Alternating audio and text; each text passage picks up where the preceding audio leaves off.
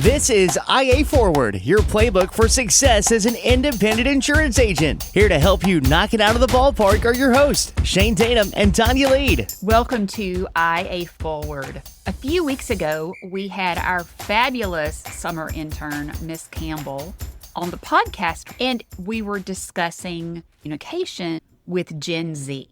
Since then, I've been thinking about how different generations communicate, how we communicate with each other and within our agencies. I know we're going to talk about some very specific generational things, but I've probably got a dozen stories over just the last 3 or 4 months about how critical communication is in our businesses and really, I mean, life in general, particularly within our businesses. Were we clear? Did what we say actually get interpreted the way we meant for it to be interpreted? That can be generational, company hierarchy, leadership level, non-leadership level. That can be experiences. This is such a critical topic that we probably could do every podcast on this topic and never run out of something to talk about. It's that George Bernard Shaw quote, "The single biggest problem in communication is the illusion that it has taken place." It really is. And just an internal little tip that we've done, you're generally on a leadership team meeting virtually. There's a lot of stuff that you lose in that environment, just the sidebars. We try not to do it, but it happens.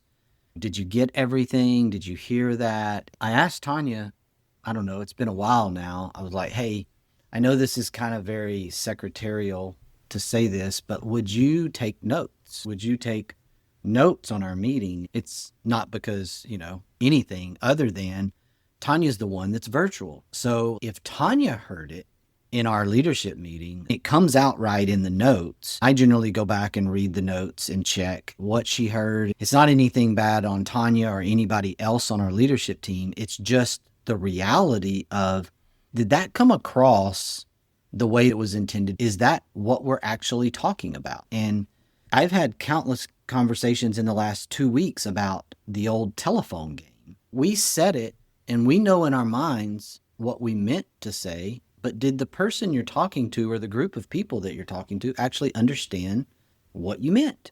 That's a big deal. That can cause your business to be derailed. It can cost you a really good employee. It can definitely cost you customers. This is great. Let's dive in. By the way, I never knew that anyone actually went back and looked at those notes because I usually take like 4 or 5 pages of notes during our meetings, and I had no idea that you ever went back and looked at them.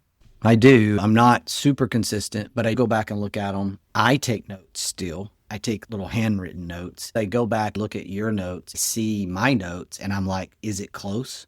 Most of the time, pretty much every time, it's close enough. Like it might be slightly different word here or whatever, but the intent is still there. There's never really a reason to go back, but it's kind of a checks and balances, right? Did we talk about it the way that it was intended? It's a really good comparison, and it's helped me within our meetings. The meetings tend to go a long time. We do it twice a month, and there's a lot to talk about, a lot of different moving parts in our organization. It's really important that people know what's going on and the intent behind the discussions. Let's go through our different generations, what they love, what they don't love, and figure out the best way for them to communicate with each other. If we can do all of that in 25 to 30 minutes, then we should write a book, and then we will be multimillionaires. 100%. I doubt we get through this in 25 to 30 minutes, but we're going to try. People usually start with baby boomers, but let's start with traditionalists. Those are the people born before 1945. Yes, they are still out there. If you are a Main Street agency, you still have those customers. Those are the customers that still really want that face-to-face, that formality of a written letter. They value respect, authority, hierarchy, and they trust paper more than digital. They're walking into your office most of the time. We still see this age group in our area because of the retirement. We have a very large lake People retire here from mostly Houston, but also the Dallas-Fort Worth area and just other parts of the state. Sometimes out of state, they move in here at retirement. So we actually still have the storefront and people walk in the office and want to sit down. Sometimes they just want to visit. The transaction or service request took like 3 minutes and then they were here for 30. They just wanted to talk. There's a balance there for our busy account managers and for us, just the reality of it. And, they do want to generally leave with a piece of paper. That's what's really interesting to me. Like, they want to print out of that endorsement request or they want physical proof. And this is something that I still relate to because we sell a contract. We sell a promise. You don't walk in and buy something from an insurance agency and generally walk out with this physical product. We're not a pair of shoes. We're not clothing. We're not a vehicle. You can't drive us off the lot. They want that tangible thing in their hands when they leave. It just makes them feel better. It's just the nature of their mostly generation. Traditionalists lead into baby boomers. Those are the people that are born somewhere between 46 and 64. This is our parents. Yes. And a lot of agency ownership in this category. One of the interesting things about boomer agency owners is when they have staff meetings, they print out their agendas. I print my agenda, so maybe there's some Xers in this print stain. I get my agenda online and just pull it up and go from there. Very rarely will I print out an actual agenda. That's a very boomer thing, to print things out. They prefer detailed, thorough conversations. They want phone calls. They want to meet in person, and they have a tendency to like reports. From a ownership perspective, they're really into teamwork, growth, and finding consistent ways to do things. I think I was born in the wrong generation. Yeah, it sounds like it. Maybe I'm supposed to be a boomer, but I was raised by a boomer, obviously, as you. And so, parents, obviously. So there's a lot of influence there. I get the printed agendas. I get the detailed conversations. I also think, in my defense, when we're talking about that original comment about printed agendas, we do cross the gamut in terms of generations, from boomers to Xers to millennials within our leadership team. We don't have any Gen Zs there yet. We're ways away from that. But we do have 3 generations represented within our leadership team. If one person prefers the printed agenda, then everybody gets the printed agenda. It's not a big deal. Unless, of course, you're remote. And then if you want to print it, you can print it and put it on your desk. You can do that. And then you can write your notes. And then you can go back and you can type the notes. How efficient is that? We write on the stuff we print, then we go back and type it again. This is what we do. This is what happens in real work. I know how we should do it, but this is the way we actually do it. That's really where you want to get down to. You talk about communication. It's like, why are you printing that email? Maybe a boomer. Why are you printing that email? Well, because I got to file it. You attach it to the system. Yeah, but I also need my file. We don't have paper files. Well, I do. This is a real conversation, by the way. When all heck breaks loose and there's some kind of cybersecurity attack, guess which person is going to have the stuff they need in order to be able to work? I have a visual of a boomer meme sitting over in the corner, relaxed, smoking a cigarette, just saying. I mean, it's like, while everybody else runs around with their hair on fire, as they have their backup file in paper. In a conversation like this one, when we are talking about how to get different generations to communicate, it makes sense that you would print that agenda because we do have baby boomers on that leadership team. So you doing that to make those members of our team comfortable makes perfect sense. Our millennials are going to throw it in the trash after the meeting. That's fine. It's worth the paper. Doing things that makes more people comfortable than less people comfortable. That's part of the communication. That's part of understanding how to communicate to multiple generations. And as business owners, agency owners, we really have to do this. There are agencies out there, younger founders, mid-30s. I'm just thinking about really young ones in their late 20s that I know. They maybe are in that space where some of the people they hired just happen to be around their own age. And so they They end up attracting a lot of younger millennials, Gen Zs, because that's their friend group, that's their circle, that's their referral sources. I kind of think about this like the church setting. I had a conversation with a friend of mine the other day that was visiting his daughter, her husband, and they went to church with them, and the church was very millennial. Our church is multi-generational, and there's a lot of churches across the world that are multi-generational. We've got literally 96 the other day in church, down to infants. We're literally multi-generational. This particular church in a metro area, the adults are 25 to 35. It happens. It's out there, and they're not excluding people. It's just the way it's working out. Your business owners in some of those age ranges, that category, they are more narrow in terms of their generational communication need because their people are the same as them. That is not what we look like and not what a lot of traditional independent agencies look like across the country. We, not only within our leadership team, go from boomers to millennials, but within our workforce itself, we go from boomers to Gen Z. We are spanning 4 generations within our employee base and 5 generations across our customer base. Just let that sink in for a minute when it comes to how people want to be communicated with and what we have to do about it. It's not designed that way. It's just when you have referral sources that come from various places, you're not going to end up with this one-size-fits-all kind of customer. And you're probably not going to end up with 1 or 2 generations within your employee base. I love to refer to Generation X as the bullet point generation because we are bullet point people. We don't need the story. Just give it to me in a bullet point format. We are email and text heavy. We are efficient, self-reliant, and very direct communicators. We don't want a lot of extra stuff. It's not that we don't care. We just don't have time for the stuff because our entire life has been about growth and pushing to be better and make more money. I do like bullet points because I am an Xer. We're both Xers. It's interesting to hear what people say about your generation.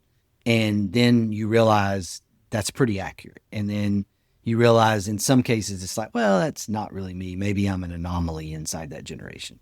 I just had this conversation last week. Like I told someone, hey, can you take that email and maybe break that email up and put it in some bullet points? Because it's really hard to consume in this format that you've sent that in. I feel like I'm being judged a little bit when you say that. We're the bullet point generation. Okay, communication for me, how many levels of bullet points are there? I need them all broken down, subpoints to the subpoint. Color coded by the person that's talking. My new favorite is the strike through. I wrote it down and I don't want to delete it. And I know we have markup versions over here, but I don't want to look at the markup version. Markup versions of Word give me anxiety. You just got a bunch of stuff going on and I know it's tracking it and I know it's great, but I love the strike through. It's kind of the check box. Julie would want the check box. My wife would want the check box. I want the strike through. I like that. Daniel is all about the check mark. I did this the other day, and I still drew a line through the check mark. It's just way up. I'm with you on that one. Aren't you glad that we have the person in our lives that keep us straight? Yes, please organize me. Please keep me organized and hold me accountable to it. I don't know if that's an Xer thing or just me. Maybe it's just me. Our Xers are that 1965 to 1980 group. And then we have the generation that came after us. This is the generation that, from a communication perspective, I believe is the generation that's most misunderstood. And that is the millennial, born between 81 and 96. I would concur. This is the generation that a lot of the funny stuff come out on, video, job interviews with a millennial, and there's some really funny stuff out there. I have had a lot of personal success in our business with a big number of millennial aged agents. We've had a lot of success there. And so what is portrayed, maybe in social media, maybe a bad rap, hasn't been my experience. That's what's interesting. I made some comments over the last couple of years as we've gone through extremely hard market. We couldn't have a podcast without saying hard market, could we? Because we went through so much of that, and the economy this, and the political spectrum that, and just everything that's happened since COVID. We got to keep going back there too. I mean, it's been 5 years, but just the world, the way things have changed. Observe things directly with your eyes and your experience. Don't just take some news media, some social media. Don't just take that and go, that's what's going on. Because if I was to do that, if I was to say, sitting here today, that my experiences with millennials was just based on what I observed in media and social media, then I would say the experience is terrible. You would say all these things. But that is not my personal experience. My personal experience is the direct opposite of that. I see a lot of successful agencies doing incredible things. And these owners are driven. Now, granted, they like to take vacations. Don't misunderstand me. Like, they play hard, they vacation hard, in my view. They reward themselves and their family, and they understand why they're working to have financial success. It's not to put it under their mattress. I think about taking my family to Europe when I was 35, 38 years old. I wasn't even close, but I know several millennials that have done that, Integra partners that have done that. It's fantastic. It's awesome. And I know how hard they work, but I also see how well they reward themselves and their family for that hard work. I do agree with you. Totally misunderstood generation, and not at all in my personal experience as the memes or videos or Saturday Night Live skits would portray. What people don't realize is I can say that millennials were born between 1981 and 1996. What our brain doesn't do is necessarily tell us that millennials are 29 to 44 years old. That is your target demographic to start a business and that you want as your customer. Millennials are not 17 to 25. They That's are right. 44, they are 40, they are 35, they are 32. They're who you want to be marketing to right now. They are digital first. This is a generation that grew up in the dawn of texting, but they're very collaborative. They're very flexible. They email, they text, they love social media, and they really need feedback. Feedback and teamwork is a big thing for millennials, which is the antithesis of those of us that are Gen Xers. Yeah, this is the disconnect for me that I'm eventually going to get there. The pat on the back generation, right? You're doing great. You're doing great. In the Xer generation, like, that just was not us. Like, I don't know if it's because we didn't get it or if it's because we didn't want it. And it is crazy to hear you say 44. Xennials, that's a term. So kind of where that blur is between Gen X and millennials. It's crazy to think that there are 42, 43, 44-year-old millennials. And because when I say things, I'm still that guy that's like, the other day, but that was like 15 years ago.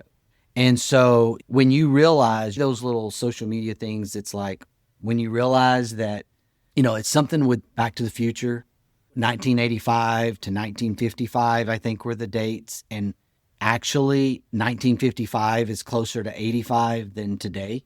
That's insane to me. Like, that 1985 feels like 20 years ago.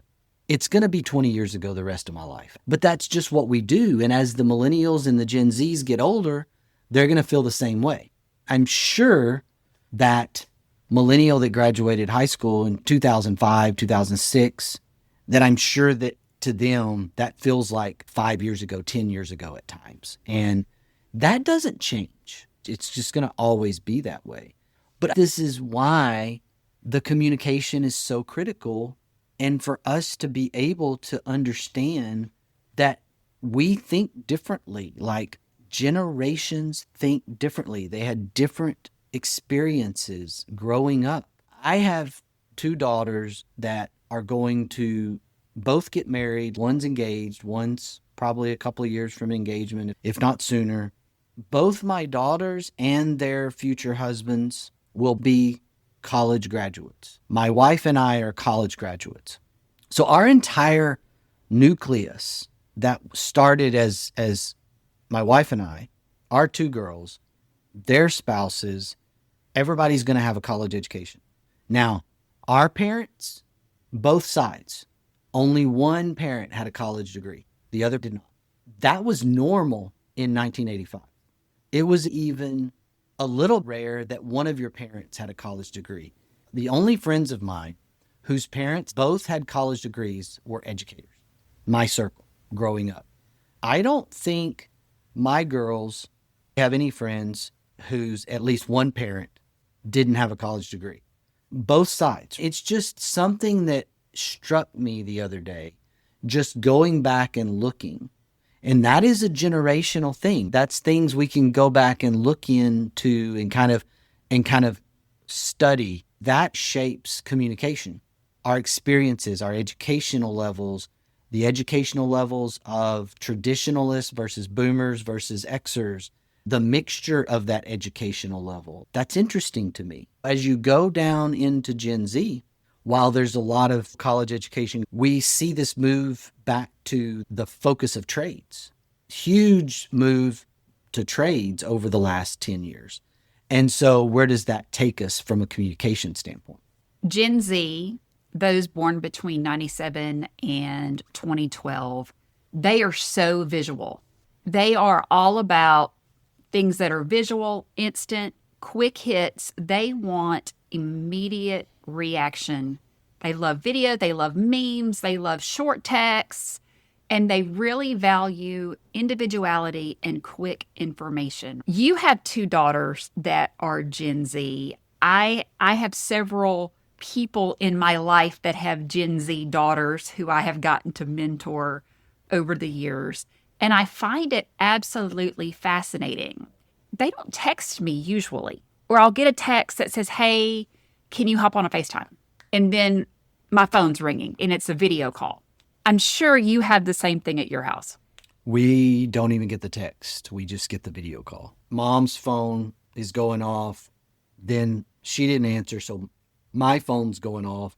Then the sister's phone is going off. This just happened. We were on a FaceTime with my oldest daughter, and the youngest daughter hits the mom's phone, Julie's phone, my phone, and my oldest daughter's phone, all within about 15 seconds because nobody was answering. Nobody's answering. And it's like, what's going on? Why aren't you answering? God forbid that we be busy or at work. Where are you? What are you doing? Why aren't you answering my call? But we don't get a lot of texts in that way, to your point. They actually like to talk face-to-face on video. They're the video call generation, 100%. They're becoming the Teams generation or Zoom generation when it comes to the workforce. Yes, they need phones for outside. They need an office line, at least the app on their phone for work purposes. But most internal communication is going to be a Teams or Zoom, depending on what your organization uses. They will answer it and they will initiate it. That's not rude to them. It's normal. If you're Teamsing me without checking with me, and probably many other people my age and older within our organization, it's like, what are you doing? You didn't even ask me if I was available to do a Teams call. What are you doing? I haven't made it to that point where I instituted that policy, but I've talked about instituting that policy, like all internal calls need to be Teams videos, period. We're so scattered, and I haven't actually instituted it, but there may be agencies out there that are doing that. That's a really cool thing, especially as you have more people remote. I thought that was a policy, especially for those of us that work remotely. I don't remember the last time I actually made a phone call to somebody internally. I see everybody's faces all the time. It's really good. I don't know that it's official. I've talked about it a lot, but for sure those that are remote need that. If you're not seeing people you work with regularly, then You kind of missing I guess it's the new version of the coffee pot or the water cooler talk. There's got to be some social interaction.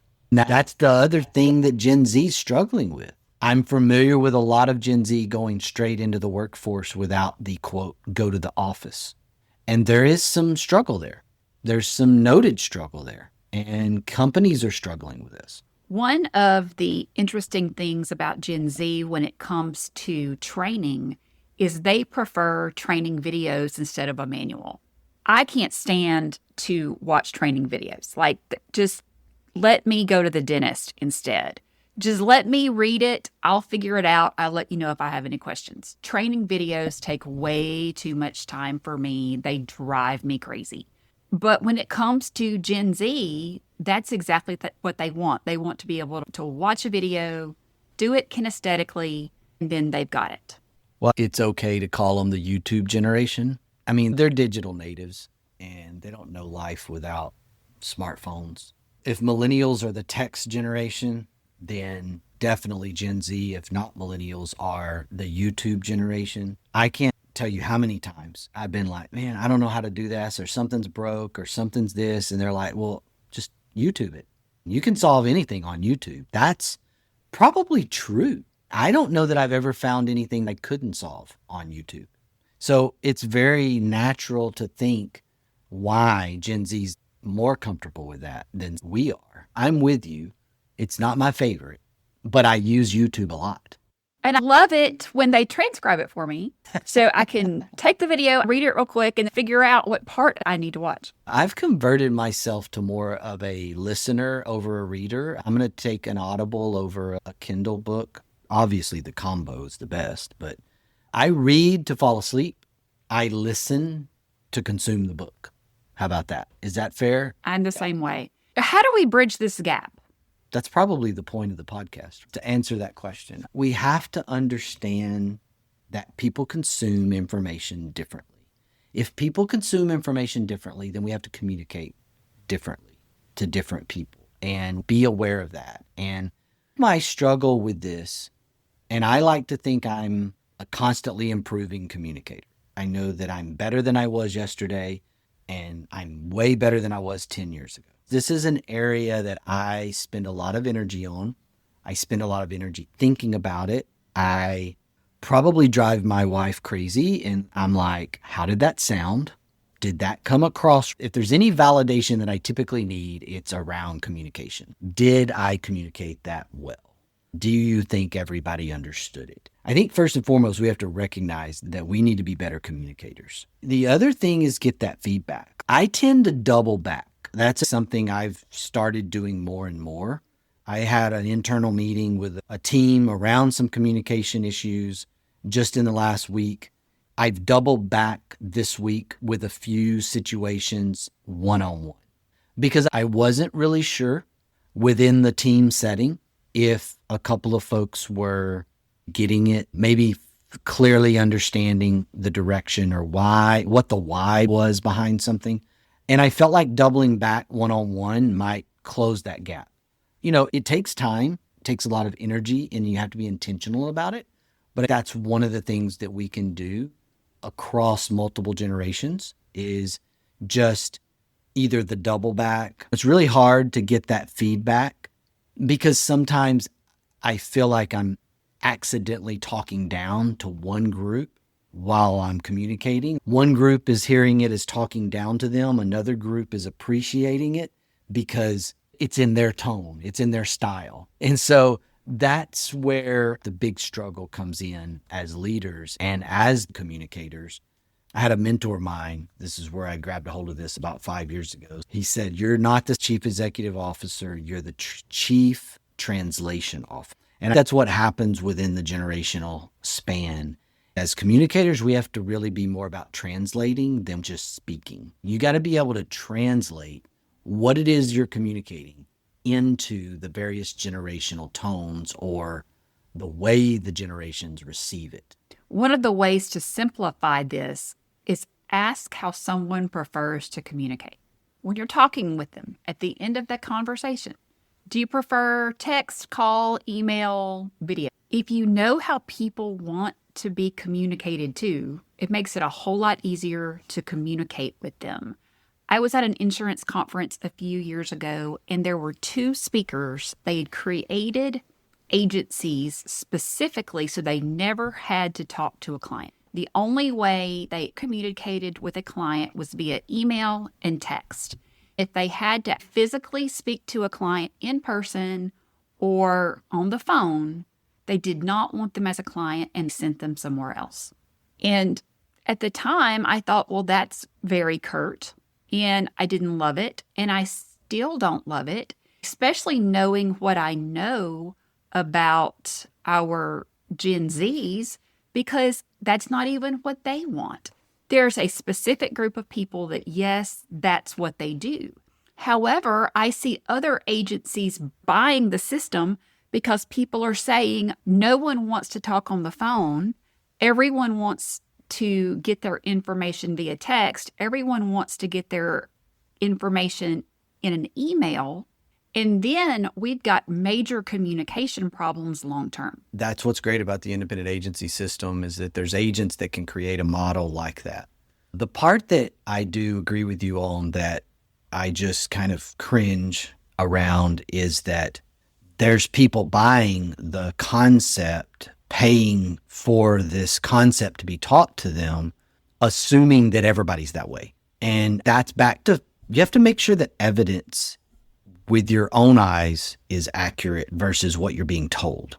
That's great. There's a model out there. Somebody can make this agency successful by doing this no communication, don't want to talk to a customer kind of concept.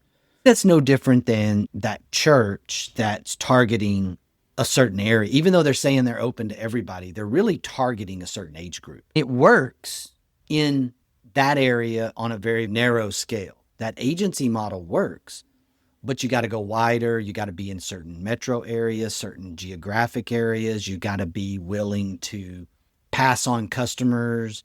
You got to be willing to do a lot for that to work. I admire somebody taking that chance and building an agency like that. What I don't love is that everybody assume that a generation doesn't want to talk on the phone when they actually do. It's very similar to marketing. We don't get any junk mail. I don't get any junk mail anymore. I don't know. Maybe I'm rare. Maybe people are getting junk mail, but I don't. And one of the things that I actually think would work is actually sending a letter today. And everybody's like, what? That's so expensive. Yeah, but it's not that expensive from a marketing standpoint. If you do it right and you think about it. Okay, so you send a letter and you get an increased response rate because nobody's doing that anymore. You ran against the grain. You were contrarian view. Because everybody's doing email because it's cheap. Everybody's doing text marketing. You know what? I'm not responding to a text. I get a gazillion texts a day marketing to me. It's annoying. I'm sorry.